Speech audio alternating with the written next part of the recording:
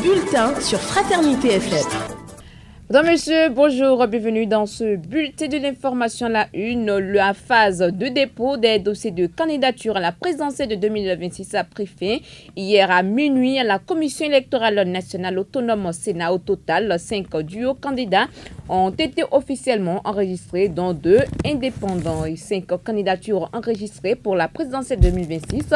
Mais une candidate a été recalée aux portes de la Sénat, Françoise Baïdo, puisque c'est d'elle qu'il s'agit, s'est présentée au siège de l'institution sans colistier et avec beaucoup d'incohérences dans ses propos. On vous raconte cette scène insolite dans ce bulletin d'information. Et puis à Parakou, c'est le corps sans vie d'un homme qui a été découvert dans un puits. Âgé d'environ 30 ans, la victime présentait des blessures au niveau de son cou. Et que s'est-il réellement passé? Témoignage à suivre. À suivre également d'autres informations, l'actualité africaine et sportive. Bienvenue à chacun et à tous. La phase de dépôt des candidatures pour l'élection présidentielle d'avril 2025 s'est officiellement achevée dans la nuit de ce mardi à la Commission électorale nationale autonome Sénat. Au terme de 5 jours d'enregistrement, 5 duos de candidats ont déposé leur dossier pour briguer la magistrature suprême. Le dossier, le dernier duo à se présenter à la Sénat, est arrivé à quelques minutes avant minuit, clôturant ainsi la période de dépôt. Il s'agit de Elisabeth Agbosaga, son colistier Boni Dansaré. Plus avant, c'est le parti d'opposition, les démocrates, qui a fait son entrée remarquée dans les locaux de la Sénat. Son candidat Renaud Agbodjo et son colistier Jude Lodjo ont procédé au dépôt officiel de leur dossier. Ils sont ensuite reçus des mains du président de la Sénat, le récépissé provisoire marquant l'entrée en lice du duo de l'opposition à l'élection présidentielle à venir. Mais avant, le président de la Sénat a indiqué que leur dossier est incomplet et devra être complété dans un délai de 112 heures. Saka Lafia.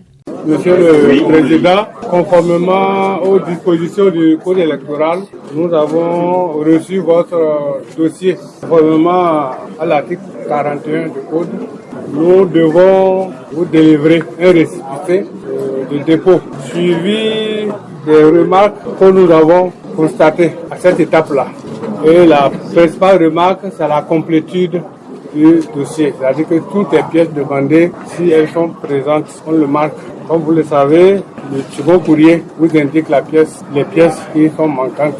Et vous avez 72 heures pour nous les apporter pour que le dossier soit complet et permettre son examen quant au fond. Donc c'est avec plaisir que je vous remets ce récépissé provisoire conformément à la loi. Après la remise du récépissé provisoire par le président de la Sénat, Renaud Agbodjo a prononcé son premier discours en tant que candidat, réaffirmant la détermination du parti. Les démocrates à participer à l'élection du 12 avril 2026. Ce soir consacre une étape importante du processus électoral consacré à la présidentielle d'avril 2026. À l'entame de mon propos, je tiens, en mon nom et au nom de l'honorable Jude Lodjo, avec qui je forme le duo candidat du parti Les Démocrates, saluer tout le peuple béninois, saluer la jeunesse béninoise pour sa forte mobilisation, saluer sa patience et leur présenter nos excuses. Je voudrais profiter de cette tribune pour rassurer l'ensemble de nos concitoyens, les rassurer de ce que ce processus engagé à l'issue de cette étape du dépôt du dossier du duo candidat du parti Les Démocrates, je tiens à rassurer toute la population béninoise qu'elle ne sera pas déçue. Cette phase du dépôt des dossiers à la Sénat pour la présidentielle de 2026 a été marquée par un fait insolite ce mardi. Une femme du nom de Françoise Baïdo s'est rendue au siège de l'institution avec un cartable en main et sans colistier, prétextant venir déposer son dossier pour le scrutin, lisant de l'incohérence. Dans ses propos, l'équipe de la Sénat a sans surprise interdite l'entrée à cette femme. N'empêche, les journalistes présents sur place ont bien voulu comprendre le bien fondé de sa démarche et dans un ton comique, elle déclare vouloir continuer la dynamique du président Patrice Talon. Françoise Baïdo. Maman, on peut vous connaître? Oui, je suis Françoise Baïdo. D'accord. Vous êtes venu à la Sénat. Oui. C'est pour faire quoi? Pour me présenter ma candidature. Ok. Mon objectif, c'est que l'équilibre économique financier est atteint. Donc moi, je travaille dans ce but-là. En 2021, j'étais au tapis de la Sénat. J'ai eu le récépissé présidentiel. Donc, je voulais me présenter pour 2026. Pour 2026. Oui, c'est le dossier que j'ai Le dossier est là, hein? Le dossier que j'ai déjà préparé. S'il arrivait qu'on vous trouve un policier tout de suite là et vous rentrez, qu'est-ce que vous promettez pour les Béninois? Qu'est-ce que les Béninois peuvent attendre de vous? Maman, regardez la journaliste. Regardez si tous les Béninois sont derrière ici. Ah, les Béninois? Oui. Bon, vous voyez, je vous dirai qu'est-ce que je supporte. Ah, vous êtes candidate vous-même, vous supportez encore qui là? Je suis candidate. Voilà. Je suis candidate et bon, je veux mettre les pas dans les pas du Patrice Talon. Ah d'accord. Parce que tout ce que moi j'attendais, il a réalisé ça. Mais pourquoi ne pas soutenir? Oui. Et maintenant, moi, je voulais la succession quoi. La succession de Talon. Mais pourquoi ne pas accompagner le candidat désigné par Patrice Talon et tous les autres et vous-même vous êtes candidat? Oui, regardez là-bas maman. Le candidat désigné par Patrice Talon, je le supporte.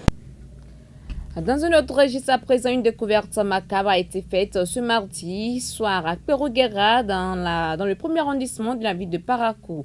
Le corps sans vie d'un homme d'une trentaine d'années a été découvert au fond d'un puits public de grand diamètre.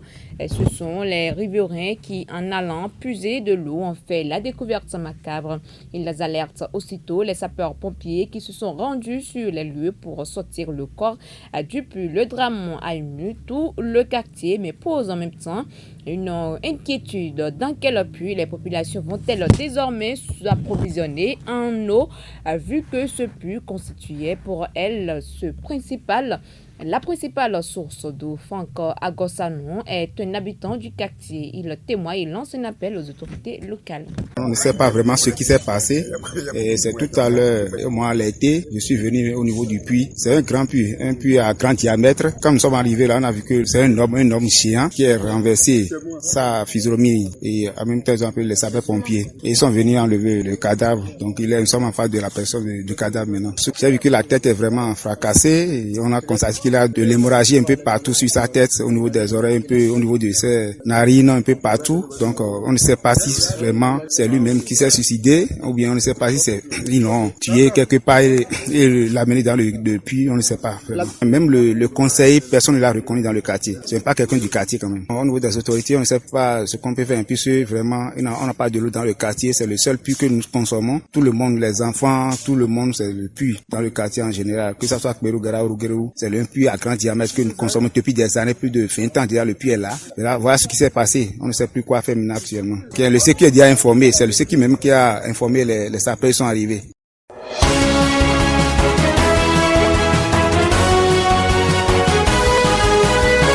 À Madagascar, le colonel Michael Randriarina, âgé de 51 ans, est désormais l'homme fort de Madagascar. Ancien gouverneur de la région d'Androy entre 2016 et 2018 et ex-commandant du bataillon d'infanterie de Tuléa, il a été invité par la Cour constitutionnelle à assurer les fonctions de chef de l'État après la destitution d'André Rajoelina. Sa notoriété a explosé le 11 octobre lorsqu'il a exhorté les forces de sécurité à refuser de tirer sur les manifestants manifestants. Le nouveau dirigeant doit désormais convaincre la communauté internationale de la légitimité de sa démarche afin d'éviter des sanctions et la suspension des aides au développement. Il prévoit la nomination d'un premier ministre civil chargé de former un gouvernement de transition. Pendant ce temps au Kenya, l'ancien premier ministre kenyan Raila Odinga est décédé ce mercredi matin à l'âge de 80 ans, alors qu'il séjournait dans un hôpital à Juvendique au sud de l'Inde. Un porte-parole de l'hôpital a indiqué à l'AFP qu'il avait été victime d'un malaise respiratoire soudain lors d'une promenade matinale. Il s'est effondré et n'a pu être réanimé malgré les efforts des médecins. Né le 7 janvier 1945, Raila Odinga était l'une des figures de l'opposition kenyane, plusieurs fois emprisonné ou contraint à l'exil sous la présidence autocratique de Daniel Arap Moi. Longtemps député, plusieurs fois candidat malheureux à l'élection présidentielle kenyane,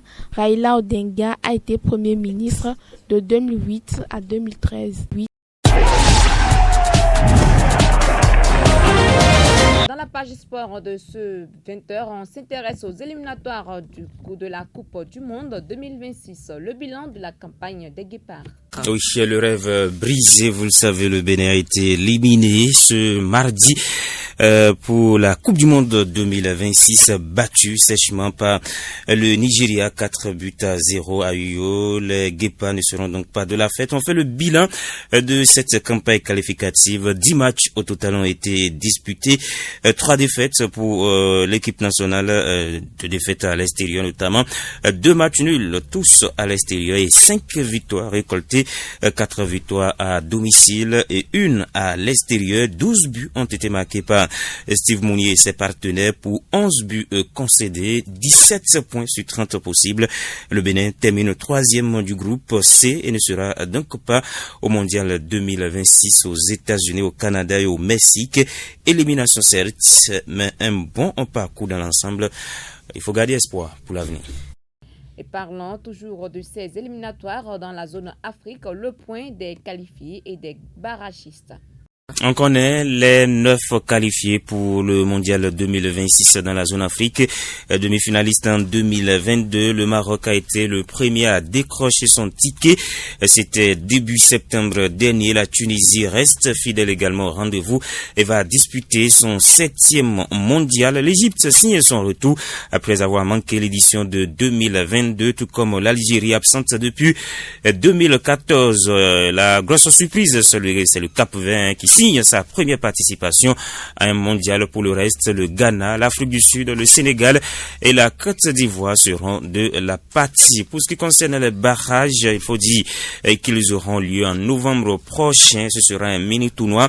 4 pays sont qualifiés comme attendu. Le Nigeria va affronter le Gabon et la République démocratique du Congo sera face au Cameroun. Ceci en tenant bien sûr compte du classement en FIFA. Il faut dire que le vainqueur de ce tournoi va se qualifier pour un autre tournoi intercontinental. C'est dit que c'est un processus fastidieux pour décrocher son ticket, le 10e du continent pour le mondial 2026. Merci à vous Jacques Débé. C'était les informations sportives. Madame, monsieur, ainsi pense fin ce bulletin de l'information que j'ai le plaisir de vous présenter. Merci de nous avoir suivis. À très bientôt.